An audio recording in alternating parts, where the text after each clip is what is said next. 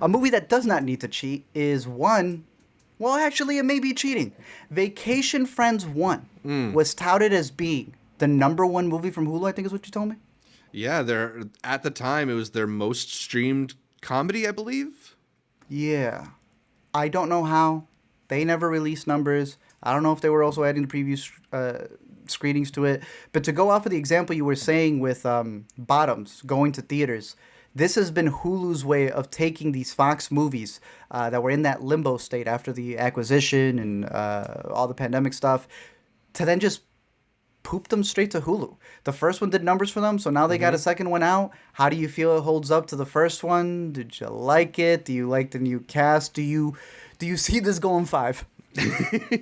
Well, okay, so I thought that the first one, while not a good movie, was like, not like the most unentertaining thing, largely because it's got several people that I like in it, Like I like Lil Rel, I like Ivan Orgy, I like John Cena in this mode, I like Meredith Hagner.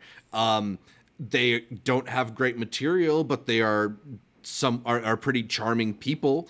And, like ultimately comedies, a lot of what it comes down to is like, are you down to hang out? And I guess like, I'm like a little bit down to hang out with this cast. It's just like, devoid of any sort of original feeling. It's very reliant on this very predictable cringe comedy where Lil Rel is kind of the uptight guy and he's worried about getting embarrassed or exposed by the very outgoing John Cena. And they continue that dynamic throughout Vacation Friends 2. And a lot of that humor just feels like lazy and like you see it coming a mile away.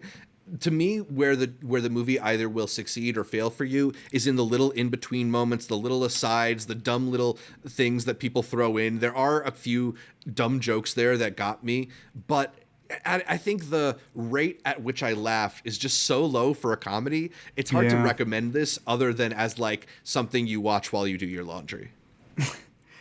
They drink a lot of alcohol in this movie, and I would say that is exactly what you need to be under if you're catching this. There are jokes that can get you at certain points, but you're not going to remember them. They make you laugh at the moment, and that's it. Which, again, as a vehicle for just them as an ensemble, sure, I could see another one, especially because it's at home. Yeah. If I would have gone out to the theater for this, we'd be talking about it in a completely different manner. But I think as an at-home series, I'm like, for them continuing this as, simple things that you could put on in the background, it's not going to be this series, like a TV episodic thing. I like it being a nice, short 90-minute movie. Yep. I can see them going a couple of more. But they need a little bit better writing. I will say that. They do.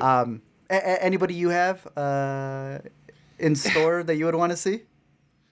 What, in the future? Or I don't know, because like Steve Buscemi is somebody who I find reliably funny, and I didn't really love his performance here. My man was carrying a lot with the lines they gave him. Yeah, they just gave him all kind of like the dumbest elements of this one. Pretty bad. Who I liked and who does a really good job just in very small roles in bigger films is Ronnie Cheng. I think he's just like desperate to be in something of actual quality because he's like a reliably funny dude, but he's got a terrible track record. How many times, Zach, do I need to see Ronnie Cheng as the boss of a Asian corporation who's gonna outdrink you? He did this in Joyride. He does the exact same scene again here. Yep. I think the man is talented and he's a hardworking dude. They got to give him some new material, bro. Yes. More than that, they have to let him do his thing because that was one of the stuff with like Megan and I would say even in Shang-Chi, I want to say they gave him a little bit more space to ad-lib. That's what he needs to be given because, you're kind of like holding back a dude who would probably do a lot better with improv. Yep. But they also gave Yvonne Orji nothing to do in this one. She at least had some jokes and bits in the first one. Dude, she was background noise here. There was one moment where you were just like, you haven't said anything in like 30 minutes. I hope she got a nice trip out of it. Yeah, that's pretty bad. Also, I want to say, is my boy, Carlos? Yeah, bro. Drop the accent, my man.